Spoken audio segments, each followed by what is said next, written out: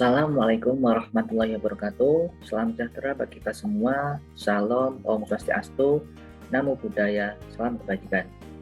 Bagaimana keadaan Bapak Ibu semuanya? Semoga selalu dalam keadaan sehat walafiat ya. Baik, perkenalkan saya Taufik sebagai penyuluh wajib pajak dari KPPX. Pada malam ini diberi kesempatan untuk memberikan pemahaman kepada Bapak Ibu semuanya mengenai pemanfaatan insentif pajak penghasilan final ditanggung pemerintah bagi UMKM. Sebelum kita masuk ke pokok bahasan kita, saya ada sedikit pertanyaan untuk Bapak Ibu semuanya. Misal nih, saya habis pulang dari sini, Bapak Ibu saya kasih voucher senilai 5 juta rupiah, yang mana voucher itu bisa ditukarkan dengan sembako di toko terdekat rumah Bapak Ibu sekalian. Nah, gimana perasaan Bapak Ibu semuanya? Pasti senang kan ya? Nah, selain senang, nanti kalau misal udah sampai rumah, voucher itu mau Bapak Ibu apain? Mau segera ditukarkan, atau mau disimpan aja di bawah kasur misal? Pasti mau segera ditukarkan kan?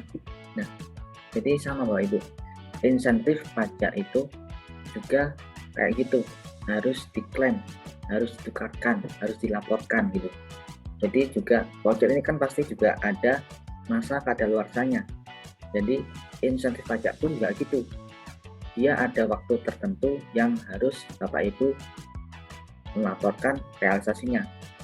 Mungkin nanti di slide selanjutnya akan saya jelaskan mengenai kapan waktu yang ditentukan, bagaimana lapornya, apa yang perlu disiapkan, kayak gitu. Jadi kita lanjut dulu. Nah, latar belakang pemberian insentif ini, apa sih latar belakangnya? Ada Bapak Ibu, latar belakang dari pemberian insentif ini adalah satu, pandemi COVID-19 yang belum usai sampai saat ini. Kita tahu bahwa pandemi ini sudah dari Maret 2020 sampai sekarang itu kasusnya tetap selalu ada. Tiap hari itu selalu ada peningkatan atau jumlah yang kasus positif itu selalu ada, walaupun tidak setinggi bulan-bulan kemarin ya, alhamdulillah. Setelah itu kondisi pelaku UMKM yang lesu. Nah ini Bapak Ibu sekalian, ini ya pelaku UMKM. Nah pasti Bapak Ibu juga merasakan kan, omsetnya menurun, pelanggannya juga mungkin nggak seramai sebelum pandemi kayak gitu. Ya kondisi inilah yang membuat pemberian insentif ini dilakukan oleh pemerintah. Terus ini pemberian insentif ini adalah sebagai dukungan pemerintah kepada Bapak Ibu semuanya selaku pelaku UMKM. Jadi Bapak Ibu, kami sebagai pemerintah itu juga peduli kepada Bapak Ibu semuanya. Gimana sih rasanya saat pandemi, omsetnya menurun, terus pendapatan pasti juga menurun, keuntungan juga pasti menurun. Nah, kayak gitu kita itu kayak ikut merasakan. Kita memberi dukungan kepada Bapak Ibu bagaimana agar bisa bertahan di masa pandemi ini. Oke, kita lanjut. Nah, ini ada data yang saya dapatkan dari KPP Purama Yogyakarta. Nah, dari sini kita tahu ini data tahun 2020 ya. Ini total WP UMKM per Desember itu ada 6.297. Nah, tapi yang memanfaatkan insentif pajak itu hanya 1.941 wajib pajak saja. Jadi cuma 30% yang memanfaatkan insentif pajak. Jadi sayang banget kan? Oke, kita lanjut. Nah, kenapa pengguna insentif pajak masih sedikit? Kenapa sih? Nah, ini masalahnya.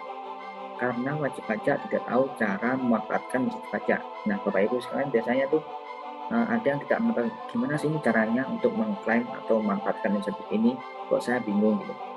Nah terus juga Bapak Ibu juga terkendala dengan kayak mungkin Bapak Ibu sibuk dengan usaha Bapak Ibu semuanya, mengurusi usaha Bapak Ibu yang mungkin sedang ramai atau sedang ada masalah gitu, jadi Bapak Ibu nggak sempat untuk mencari informasi lebih lanjut.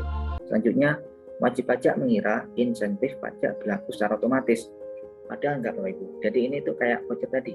Jadi kita harus mengklaim atau kita harus lapor realisasi perpajakan atau realisasi pajak yang ditanggung pemerintah dari kita itu berapa. Kita harus lapor. Jadi enggak secara otomatis kita langsung dapat insentif itu gitu enggak. Jadi kita harus lapor ya. Nah, perkiraan karena otomatis dari wajib pajak ini mengakibatkan wajib pajak itu menjadi tidak membayar dan melaporkan pajaknya. Jadi karena dia mengira otomatis, jadi banyak juga yang tidak membayar dan melaporkan pajaknya gara-gara asumsi yang salah ini. Selanjutnya, wajib pajak mengira proses pengajuan insentif itu sulit, padahal nggak wajib. Nanti saya jelaskan, ternyata mudah banget. Selanjutnya, nah, cara memanfaatkan insentif pajak ditanggung pemerintah. Ini caranya.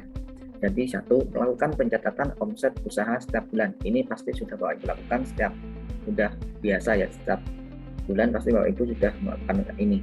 Selanjutnya, omset sebulan itu dikalikan dengan tarif pajak penghasilan final 0,5%. Jadi cuma 0,5% ya dari omset yang Bapak Ibu dapatkan.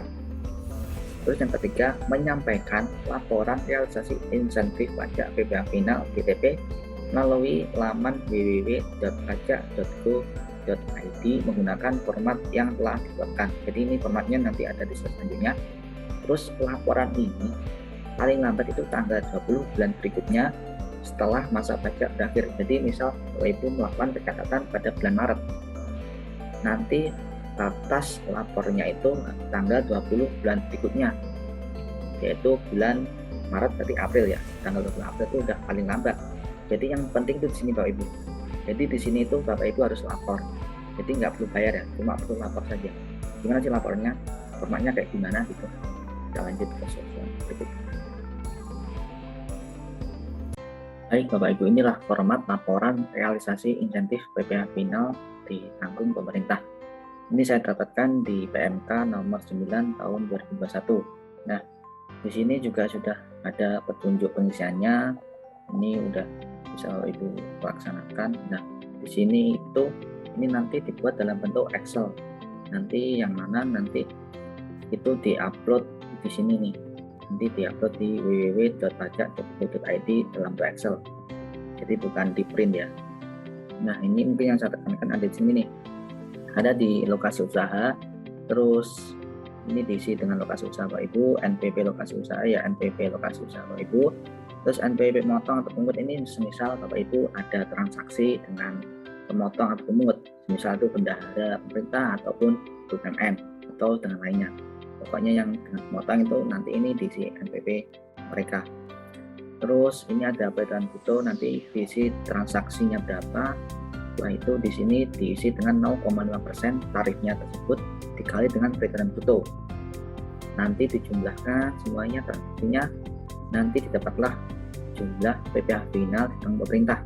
Setelah itu, semisal kalau Bapak Ibu nggak ada transaksi dengan pemotong pungut, bisa menggunakan ini. Yang bawah ini nggak perlu.